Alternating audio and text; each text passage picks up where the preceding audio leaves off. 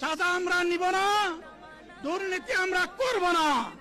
চাঁদা আমরা নিতে দেব না, দুর্নীতি আমরা সহ্য করব না। বলছিলাম জামাতে ইসলামী যদি আল্লাহর ইচ্ছা এবং জনগণের ভালোবাসায় বাংলাদেশের মানুষের সেবা করার সুযোগ পায়, তাহলে মালিক হবে না, সেবক হবে ইনশাআল্লাহ।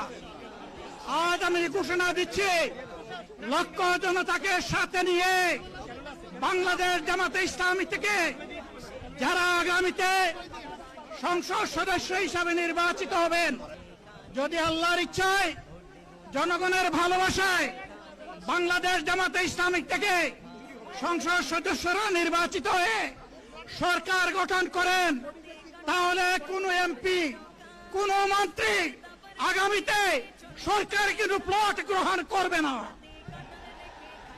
কোন এমপি এবং কোন মন্ত্রী ট্যাক্সবিহীন কোন গাড়ি চড়বে না।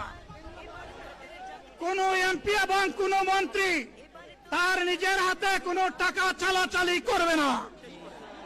কোন এমপি এবং কোন মন্ত্রী যদি তার নির্দিষ্ট কোনো কাজের জন্য বরাদ্দ পেয়ে থাকেন, কাজ শেষ হওয়ার সাথে সাথে বাংলাদেশের 18 কোটি মানুষের কাছে তারা তার প্রতিবেদন তুলে ধরতে বাধ্য হবে। চাঁদা আমরা নিব না, দুর্নীতি আমরা করব না। চাঁদা আমরা নিতে দেব না, দুর্নীতি আমরা সহ্য করব না। বলছিলাম জামাতে ইসলামী যদি আল্লাহর ইচ্ছা এবং জনগণের ভালোবাসায় বাংলাদেশের মানুষের সেবা করার সুযোগ পায়, তাহলে মালিক হবে না, সেবক হবে ইনশাআল্লাহ।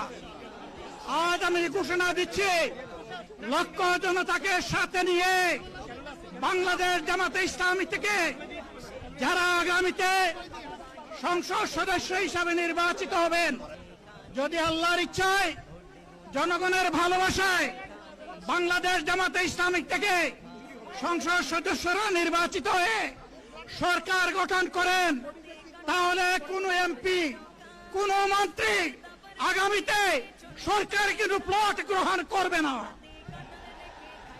কোন এমপি এবং কোন মন্ত্রী ট্যাক্সবিহীন কোন গাড়ি চড়বে না।